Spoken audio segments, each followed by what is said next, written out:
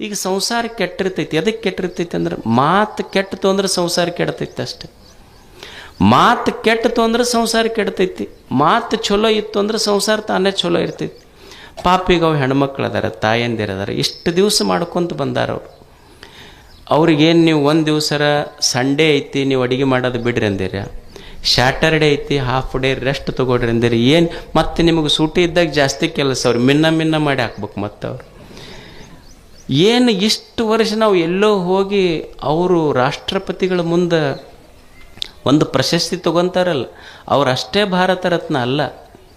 ನಂದೊಂದು ಸಂಸಾರ ಚಂದ ನಡಿಬೇಕು ಅಂತ ತಿಳ್ಕೊಂಡು ನನ್ನ ಮಕ್ಕಳು ಓದಬೇಕು, ನನ್ನ ಗಂಡ ಊರಾಗ ಒಂದು ಹೆಸರು ಮಾಡಬೇಕು, ನಾವು ಇನ್ನೊಬ್ಬರ ಮನೆ ಮುಂದೆ ಕೈ ಒಡ್ಡಬಾರ್ದು, ನಮ್ಮದೊಂದು ಸುಂದರ ಸಂಸಾರ ಕಟ್ಟಬೇಕು ಅಂತ ನೂರಾರು ಕಷ್ಟಗಳನ್ನು ತಾಳಿಯೂ ಸಹಿತ ಇನ್ನೊಬ್ಬರಿಗೆ ಹೇಳದೆ ಸದಾ ದುಡಿಯುವ ಈ ದೇಶದ ತಾಯಂದಿರು ಭಾರತ ರತ್ನಗಳೇ. ಅವು ಸಹಿತ ಭಾರತ ರತ್ನ. ಯಾರು ಭಾರ ಆಗಿಲ್ಲ, ಯಾರು ಭಾರತ ರತ್ನ ಯಾರು ಭಾರತೀಯರು ಅಂದ್ರೆ ಯಾರು ಈ ಭಾರತಕ್ಕೆ ಭಾರ ಆಗಿಲ್ಲ ಅವರೇ ಭಾರತೀಯರಷ್ಟೇ.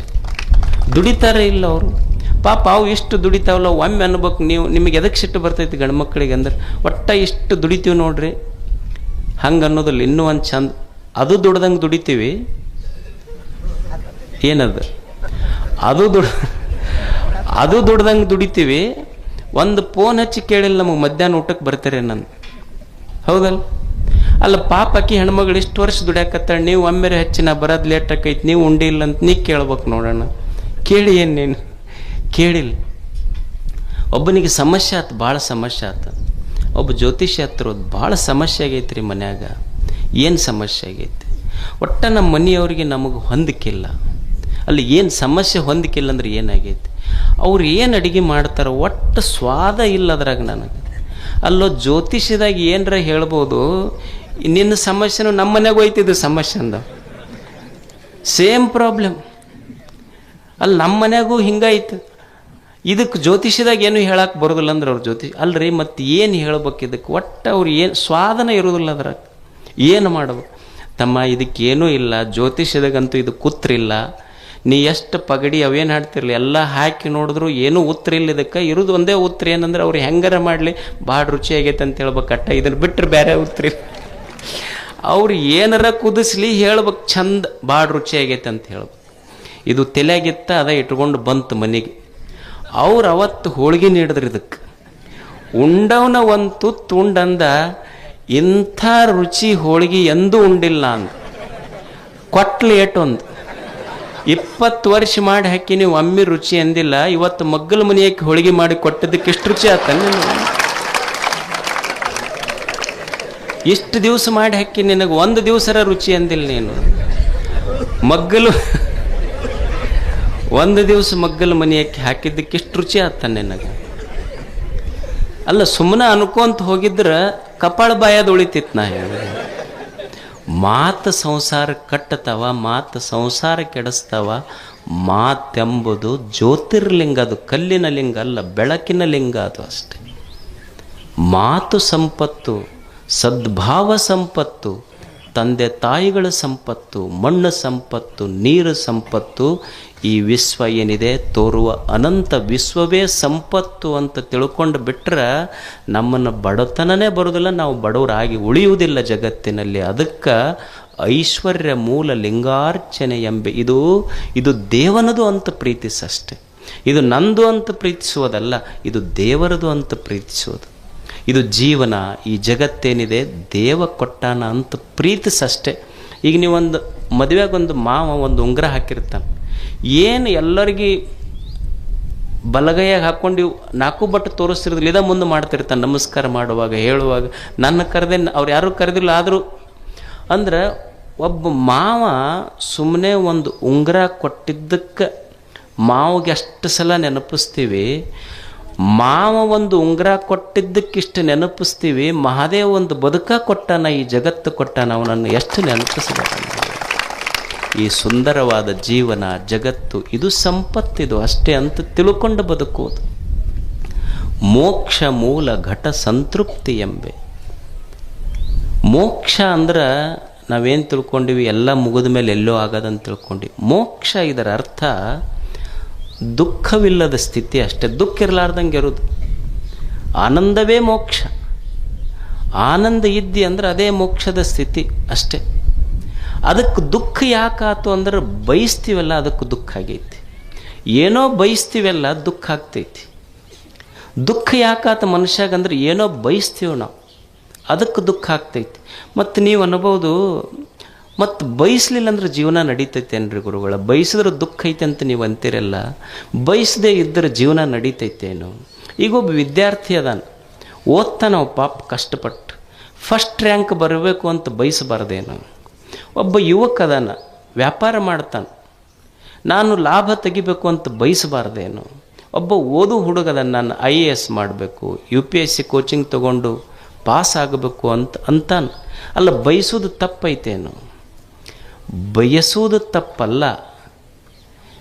ಯಾಕೆ ಬಯಸಬಾರ್ದು ಅಂದರು ಅಂದ್ರೆ, ಬಯಸಿದ್ದು ತಪ್ಪಲ್ಲ, ನಾನು ಬಯಸಿದ್ದೆಲ್ಲ ಈಡೇರ್ತೈತೆ ಅನ್ನೋದು ತಪ್ಪು ಈ ಜಗತ್ತಿನೊಳಗೆ. ಅದರಿಂದ ದುಃಖ ಆಗೈತಿ. ಬಯಸುವುದು ತಪ್ಪಲ್ಲ, ಬಯಸಿದ್ದೆಲ್ಲ ಈಡೇರ್ಬೇಕಂತೀವಲ್ಲ, ಅದು ತಪ್ಪು. ಈ ಜಗತ್ತಿನೊಳಗೆ ನಾವೇನು ಬಯಸೀವಿ, ಬಯಸಿದ್ದು ಸಿಕ್ಕಿಲ್ಲ, ಬಯಸಿದಷ್ಟು ಸಿಕ್ಕಿಲ್ಲ, ಬಯಸಿದವರು ಸಿಕ್ಕಿಲ್ಲ, ಸಿಕ್ಕವ್ರು ನಾ ಬಯಸ್ದಂಗಿಲ್ಲ. ಇದು ಜಗತ್ತಿನ ವಿಪರ್ಯಾಸ. ಇದು ಬಯಸಿದ್ದು ಸಿಕ್ಕಿಲ್ಲ, ಬಯಸಿದಷ್ಟು ಸಿಕ್ಕಿಲ್ಲ, ಬಯಸಿದವರು ಸಿಕ್ಕಿಲ್ಲ, ಸಿಕ್ಕವ್ರು ನಾ ಬಯಸ್ದಂಗಿಲ್ಲ. ಇದು ವಿಪರ್ಯಾಸ. ಅದಕ್ಕೆ ನಾ ಅನ್ಕೊಂಡಂಗೆ ಏನೂ ನಡೆಯುವುದಿಲ್ಲ ಈ ಜಗತ್ತಿನೊಳಗೆ. ಜಗತ್ತು ಹೆಂಗಿರ್ತೈತಿ ಹಂಗೆ ನಾವು ಒಪ್ಕೊಂಡು ಬದುಕುವುದನ್ನು ಕಲಿಬೇಕಿಲ್ಲ ಅಷ್ಟೆ. ಈ ಜಗತ್ತೈತಲ್ಲ, ಇದು ಎಷ್ಟು ಕೋಟಿ ಜನ ಅದೀವಿ ನಾವಿಲ್ಲಿ. ಇಷ್ಟು ಕೋಟಿ ಜನ ನಾ ಅನ್ಕೊಂಡಂಗೆ, ನಾ ಅಂದಾಗ ಮಳೆ ಬರಬೇಕು, ನಾ ಅಂದಾಗ ಮಳೆ ಹೋಗ್ಬೇಕು. ಈಗ ನಾ ಅಂತೀನಿ, ನಮ್ಮ ಜಾತಿಯವ್ರ ಹೊಲದ ಮೇಲೆ ಅಷ್ಟೇ ಮಳೆ ಆಗ್ಬೇಕಂತ ನಾ ಅಂದೆ ಅಂದ್ರೆ ಅದು ಮೋಡ್ ಅಂತೈತಿ. ನಿಮಗೂ ತಲೆ ಕೆಟ್ಟೈತೆ ಅಂದ್ರೆ ನಮಗೇನ್ರ ತಲೆ ಕೆಟ್ಟೈತೇನ ಅಂತೈತದು. ನಾವು ಅನ್ಕೊಂಡಂಗೆ ಗಾಳಿ ಬೀಸಬೇಕು, ನಾವು ಅನ್ಕೊಂಡಂಗೆ ಹೊಳಿ ಹರಿಬೇಕು, ನಾವು ಅನ್ಕೊಂಡಂಗೆ ಬೆಳೆ ಬರ್ಬೇಕು. ಇದು ಯಾವುದು ನಡೆಯೋದಿಲ್ಲ ಇಲ್ಲಿ. ಈಗೊಂದು ಗಿಡ ಐತಿ, ಈ ಗಿಡದಾಗಿನ ಒಂದು ಸಣ್ಣ ಎಲೆ, ನಾ ಅಳಿಗಾಡ್ದಾಗ ಗಿಡ ಅಳಿಗಾಡ್ಬೇಕು, ನಾ ಸುಮ್ಮನಿದ್ದಾಗ ಗಿಡ ಸುಮ್ಮನೆ ಇರ್ಬೇಕಂದ್ರೆ ನಡೀತೈತೇನು? ನಡೆಯುವುದಿಲ್ಲ. ಗಿಡ ಅಳಿಗಾಡ್ದಾಗ ಎಲೆ ಅಳಿಗಾಡ್ಬೇಕು, ಗಿಡ ಸುಮ್ಮನಿದ್ದಾಗ ಎಲೆ ಸುಮ್ಮನೆ ಇರ್ಬೇಕಾಗ್ತೈತಿ. ಹಂಗೆ ಈ ಜಗತ್ತನ್ನೋದೊಂದು ದೇವನ ವೃಕ್ಷ. ಆ ವೃಕ್ಷದಲ್ಲಿ ನಾನೊಂದು ಬರೀ ಎಲೆ. ಅದು ದೇವ ಯಾವಾಗ ಆರ್ಡರ್ ಮಾಡ್ತಾನೆ ಅವಾಗ ನಾ ಅಳಿಗಾಡಬೇಕು, ಸುಮ್ಮನೆ ಇರುವಂದಾಗ ಸುಮ್ಮನೆ ಇರಬೇಕು, ತಿಳ್ಕೊಂಡಿರಬೇಕು. ಈ ಅನಂತ ವೃಕ್ಷದ ಒಂದು ಸಣ್ಣ ಎಲೆ ಅಷ್ಟೇ ನಾನು ವೃಕ್ಷವಲ್ಲ ಅನ್ನುವ ಸತ್ಯದ ಜ್ಞಾನ ಮನುಷ್ಯನಿಗಿರಬೇಕಷ್ಟೆ. ಅದಕ್ಕೆ ನಾ ಅನ್ಕೊಂಡಂಗೆ ಏನೂ ಆಗೋದಿಲ್ಲ. ನಾವು ಬಯಸೋದು ತಪ್ಪಲ್ಲ, ಆದರೆ ಬಯಸಿದ್ದೆಲ್ಲ ಸಿಗತೈತಿ ಅಂತ ಸಾಧ್ಯ ಐತೇನು? ಈಗ ತಂದೆ ತಾಯಿ ಇರ್ತಾರೆ, ಅವ್ರಿಗೊಂದು ಅಪೇಕ್ಷೆ ಇರ್ತೈತಿ, ನನ್ನ ಮಕ್ಕಳು ಮುಂದೆ ಭಾಳ ದುಡ್ದು ಹಾಕ್ತಾರೆ ನನಗಂತ. ಈಗ ಸಣ್ಣ ಹುಡುಗರು ಇರ್ತಾವೆ ನೋಡ್ರಿ, ಸಣ್ಣ ಹುಡುಗರಿದ್ದಾಗ ಅವು ಅಂಬೆಗಾಲು ಇಟ್ಕೊಂಡು ಅಪ್ಪನ ಎದಿ ಮ್ಯಾಲ ಹಿಂಗೆ ಅಂಬೆಗಾಲು ಇಟ್ಕೊಂಡು ಬರ್ತಿರ್ತಾರೆ. ಅಪ್ಪ ವಿಡಿಯೋ ಮಾಡ್ತಿರ್ತಾನೆ. ವಿಡಿಯೋ ಮಾಡಿ ಅವ್ರ ಫ್ರೆಂಡ್ಸ್ಗೆಲ್ಲ ವ್ಯಾಟ್ಸಪ್ನಾಗ ಹಾಕ್ತಾನೆ, ನಮ್ಮ ಚಿನ್ನನ ವಿಡಿಯೋ ನೋಡ್ರಿ ಅಂತ. ಮುಂದೆ ದೊಡ್ಡವಾಗಿ ಆಸ್ತಿ ಬರೆದು ಕೊಡ್ತಿಲ್ಲ ಅಂತ ಎದಿ ಮೇಲೆ ಕಾಲು ಕೊಡ್ತಾನೆ. ಮತ್ತು ಅವಾಗೂ ವಿಡಿಯೋ ಮಾಡಿ ನಮ್ಮ ಚಿನ್ನನ ವಿಡಿಯೋ ಅಂತ ಹಾಕಬೇಕು ನೋಡಿ. ಹೋಗಿ ಪೊಲೀಸ್ ಸ್ಟೇಷನ್ಗೆ ಯಾಕೆ ಕಂಪ್ಲೇಂಟ್ ಕೊಡ್ತೀಯಪ್ಪ? ಅವಾಗ ಚಿನ್ನನ ವಿಡಿಯೋ ವೈರಲ್ ಅವಾಗ ವಿಡಿಯೋ ಮಾಡೋದ್ರಲ್ಲಿ ಕಂಪ್ಲೇಂಟ್ ಕೊಡ್ತಾನೆ.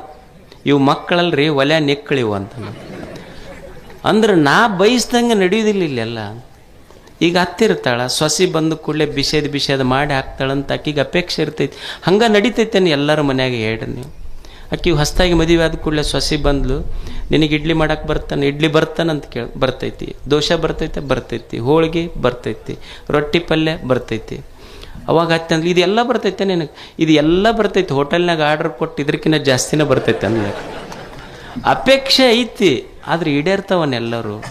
ಅದಕ್ಕೆ ಗೊತ್ತಿರಬೇಕು, ಬಯಸಬಾರ್ದಂತಲ್ಲ, ಬಯಸಿದ್ದೆಲ್ಲ ಸಿಗುವುದಿಲ್ಲ. ಮತ್ತು ಸಿಕ್ಕಿದ್ದೆಲ್ಲ ಸದಾ ಸುಖ ಕೊಡ್ತೈತಂತನೂ ಇಲ್ಲ ಈ ಜಗತ್ತಿನಲ್ಲಿ. ಇದು ತಿಳ್ಕೊಂಡಿರ್ಬೇಕು ಮನುಷ್ಯ.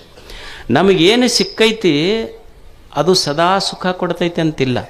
ಈ ಜಗತ್ತಿನ ನಿಯಮ ಏನೈತಿ ಅಂದ್ರೆ, ನಿನಗೆ ಯಾವುದು ಈಗ ಸುಖ ಕೊಟ್ಟೈತಿ ಒಂದು ದಿವಸ ದುಃಖ ಕೊಟ್ಟು ಹೋಗ್ತೈತೆ. ಅದು ನಿನಗೇನು ದಕ್ಕೈತಿಲ್ಲ ಅದು ಯಾವಾಗಲೂ ಸುಖ ಕೊಡ್ತೈತೆ ಅಂತಿಲ್ಲ. ಈಗ ನಿನಗೊಂದು 10 ಹೋಳಿಗೆ ಉಂಡ್ರೆ ಭಾರಿ ಸುಖ ಆಗತ್ತಂತ ನಿಮಗಿದ್ರೆ, 10 ಹೋಳಿಗೆ ಉಂಡ್ರು ಸುಖ ಆದ್ರೆ ಒಂದು 50 ಹೋಳಿಗೆ ನೀಡ್ತೀನಪ್ಪ ಉಣ್ಣವಾಗ ತೆಗಿರಿ ಅಂತ ಕಡೆ ಅಂದ್ರೆ ಒಮ್ಮೆ ಹೋಳಿಗೆ ಉಂಡಾಗ ಸುಖ ಆಗೈತಿ, ಒಮ್ಮೆ ಅದನ್ನು ಸರಸದಾಗ ಸುಖ ಆಗೈತೆ ಅಷ್ಟು. ಇಲ್ಲಿ ಯಾವುದು ಖಾಯಂ ಸುಖ ಕೊಡ್ತೈತೆ ಅಂತಿಲ್ಲ.